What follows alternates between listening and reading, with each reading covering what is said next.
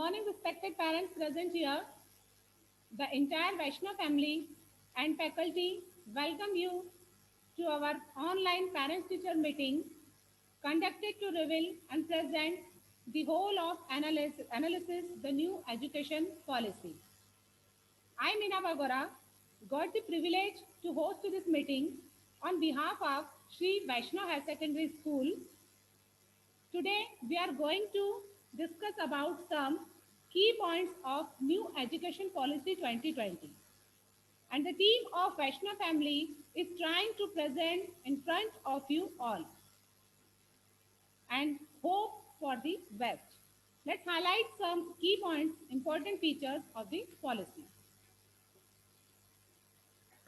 1968 में आई थी इंडिया की पहली एजुकेशन पॉलिसी और सेकंड पॉलिसी आई थी 1986 में, जिसे 1992 में मॉडिफाई किया गया था और अब 34 साल बाद आई है इंडिया की न्यू एजुकेशन पॉलिसी, जो कि एकदम परफेक्ट कही जा सकती है।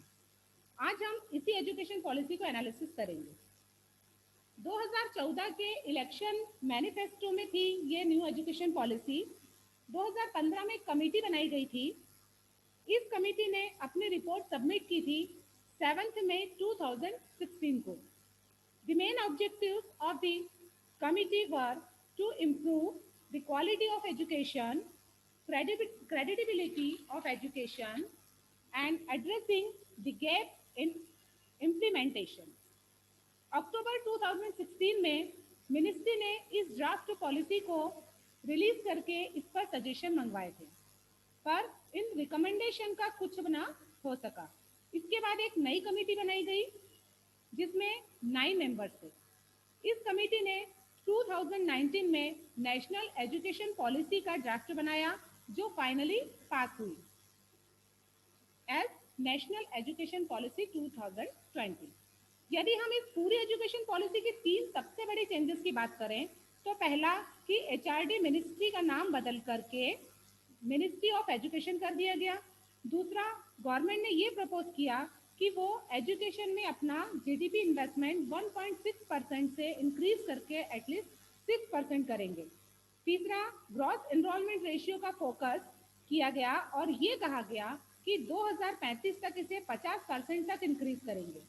ये नंबर्स तभी अचीवेबल हैं जब एग्जिस्टिंग अप्रोच में एक डायनामिक चेंज इंट्रोड्यूस किया जाए।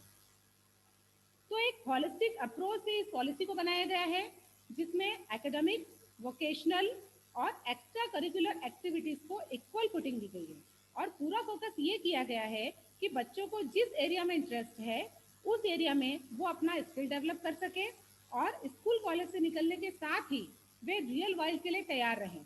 तो चलिए आज हम इस न्यू एजुकेशन पॉलिसी 2020 पर प्रकाश डालते हैं। For to continue the meeting, I would like to invite Jaju ma'am to please come and introduce about national education policy 2020. Jaju ma'am, please.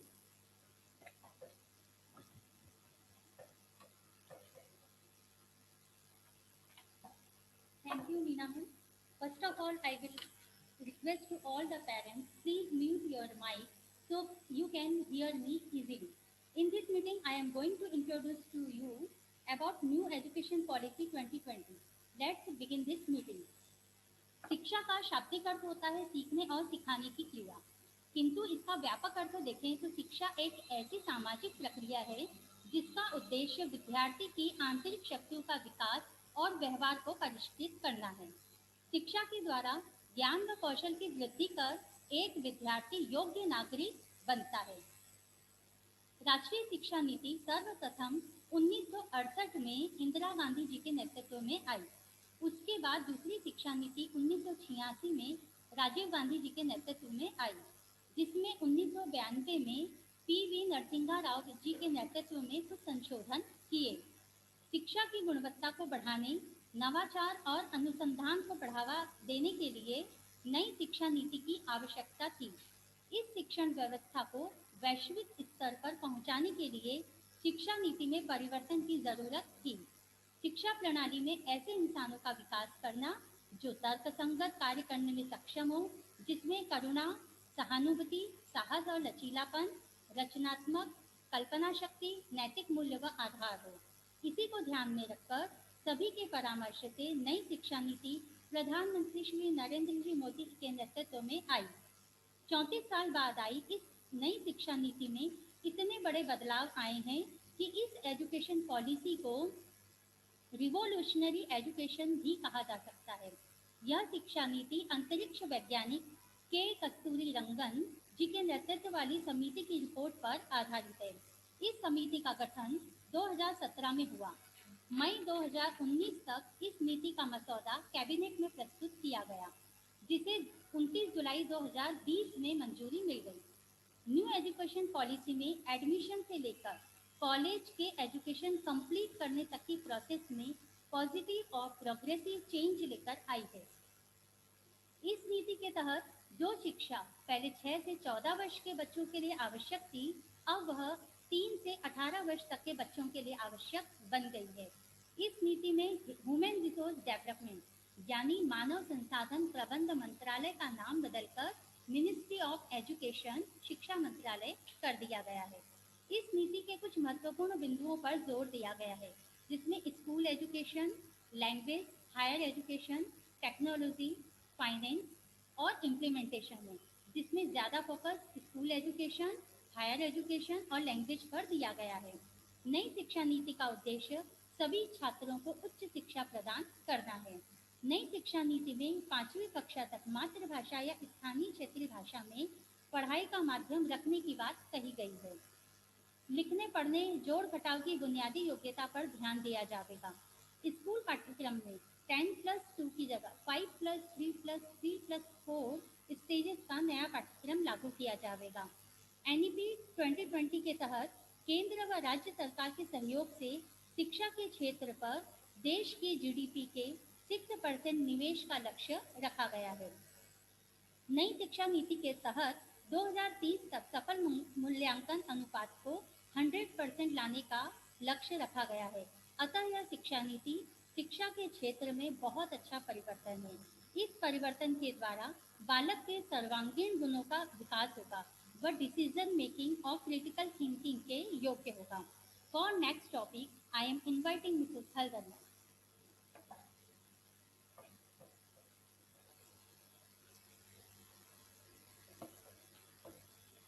सुप्रभात आदरणीय पालकगण। राष्ट्रीय शिक्षा नीति 2020। नई शिक्षा नीति में वर्तमान सक्रिय 10+2 के शैक्षिक मॉडल के स्थान पर शैक्षिक पाठ्यक्रम को 5+3+3+4 इसे हम इस तरह समझ सकते हैं। शिक्षा के पहले 5 साल 3 वर्ष से 8 वर्ष तक की आयु का बच्चा नर्सरी से 2nd कक्षा तक शिक्षा ग्रहण करेगा। 8 वर्ष तक बच्चा नर्सरी से 2nd तक की जब एजुकेशन उसकी हो जाएगी तो बच्चा खेल खेल में बहुत सारी चीजें सीख जाएगा। 8 वर्ष से 11 वर्ष की आयु में वह कक्षा 5वीं तक, 11 वर्ष से 14 वर्ष की आयु में कक्षा 6वीं से 8वीं तक, 14 से 18 वर्ष में वह नर्सरी से 9वीं से 12वीं तक अपनी शिक्षा पूर्ण करेगा। इस शिक्षा नीति में छात्रों में रचनात्मक सोच, तार्किक प्रश्न और नवाचार की भावना को प्रोत्साहित किया जाएगा, जिससे आगे चलकर वह बेहतर उपलब्धियां हासिल कर सके और खुशहाल हो। प्रारंभिक स्तर में हम 3 वर्ष से 6 वर्ष की आयु के बच्चों के लिए आंगनबाड़ी, बाल वाटिका, प्री स्कूल के माध्यम से सुरक्षित और गुणवत्ता पूर्ण प्रारंभिक बाल्यावस्था देखभाल और शिक्षा की उपलब्धता सुनिश्चित किया जाए। 6 से 8 वर्ष तक के बच्चों को प्राथमिक विद्यालय में कक्षा 1 और 2 में शिक्षा प्रदान की गई। 8 से 11 वर्ष तक के बच्चों को कक्षा 3 से 5वीं तक बुनियादी साक्षरता और संख्यात्मक ज्ञान दिया जाएगा। इसमें बुनियादी साक्षरता से तात्पर्य बच्चों को पढ़ना लिखना, कक्षा 3वीं तक बच्चों को पूर्ण रूप से पढ़ना और लिखना आ जाएगा। कक्षा 5वीं तक राष्ट्रीय शिक्षा नीति में अपनी मातृभाषा और क्षेत्रीय भाषा में दी जाएगी। यहाँ पर कक्षा 5वीं तक के बच्चों को संख्यात्मक ज्ञान भी पूर्ण रूप से हो जाए। संख्यात्मक ज्ञान से मतलब है कि बच्चों को अंकों का ज्ञान पूर्ण रूप से हो जाएगा। उसके मस्तिष्क में किसी भी प्रकार का कोई कंफ्यूजन नहीं रहेगा। इसी तरह माध्यमिक स्तर में 11 से 14 वर्ष, कक्षा 6वीं से 8वीं तक ऐसे पाठ्यक्रम और अध्यापन प्रणाली विधि के विकास पर बल दिया गया है, जिसके तहत पाठ्यक्रम बोझ को कम करते हुए छात्रों को 21वीं सदी के कौशल के विकास, अनुभव आधारित शिक्षण और तार्किक चिंतन को प्रोत्साहित करने पर विशेष बल दिया जाएगा। धन्यवाद। आगे की मीटिंग के लिए मैं श्रीमती जोशी मैम को आमंत्रित करती हूँ।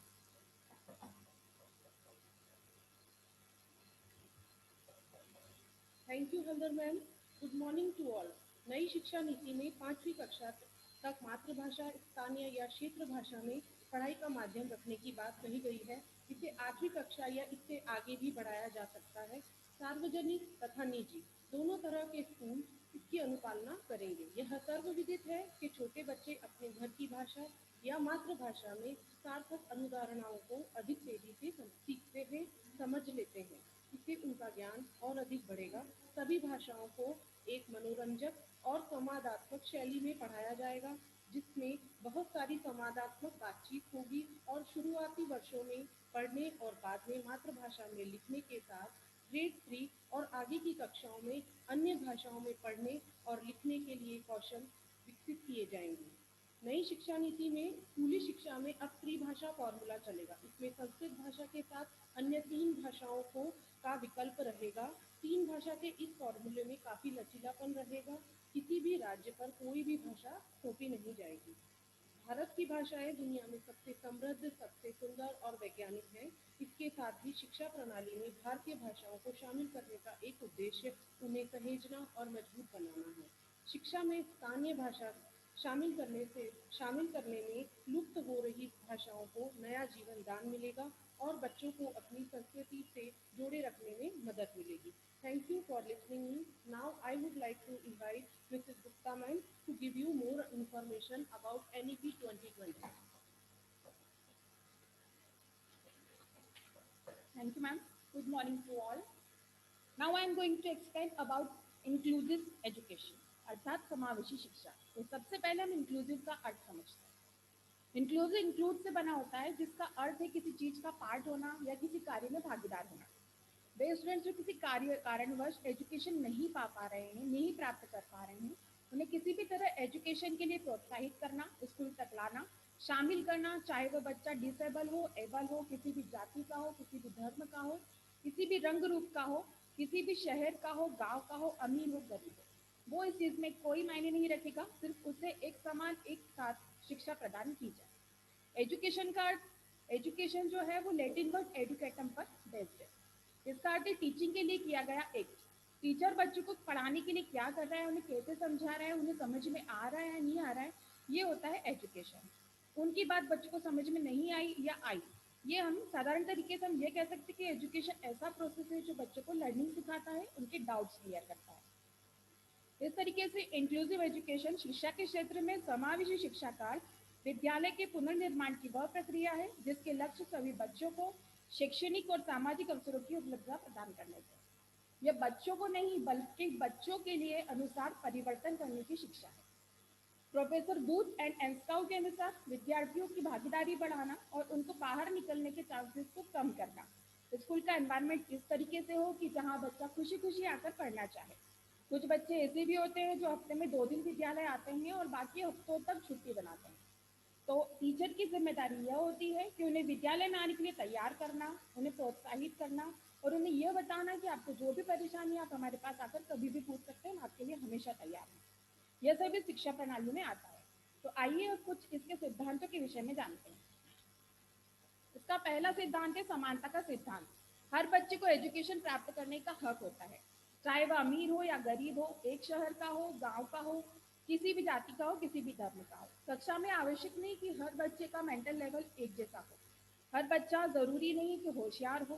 कुछ बच्चे ऐसे भी होते हैं जिनका बेसिक ही क्लियर नहीं होता, जिन्हें ये भी पता नहीं होता कि एबीसीडी तक क्या होता है। तो उनके लिए स्पेशल क्लासेस अरेंज की जाएगी, जिससे भी खुशी खुशी स्कूल आना चाहेंगे। अब है नेक्स्ट प्रिंसिपल, भेदभाव न करने का सिद्धांत। हर बच्चा अपने आप में इक्वल होता है, हर बच्चा अपने आप में यूनिक होता है। किसी भी तरह का भेदभाव, चाहे वह किसी भी रंग रूप का हो, वह किसी भी जाति का हो, धर्म का हो, मेंटल एबिलिटी कैसी भी हो, एक टीचर के लिए तो उसके सारे बच्चे एक से होते हैं, भले ही वो पढ़ने में अच्छा हो या बुरा हो, उसके लिए सभी समान होते हैं। वैसे ही प्रिंसिपल है अंडरस्टैंडिंग का, यानी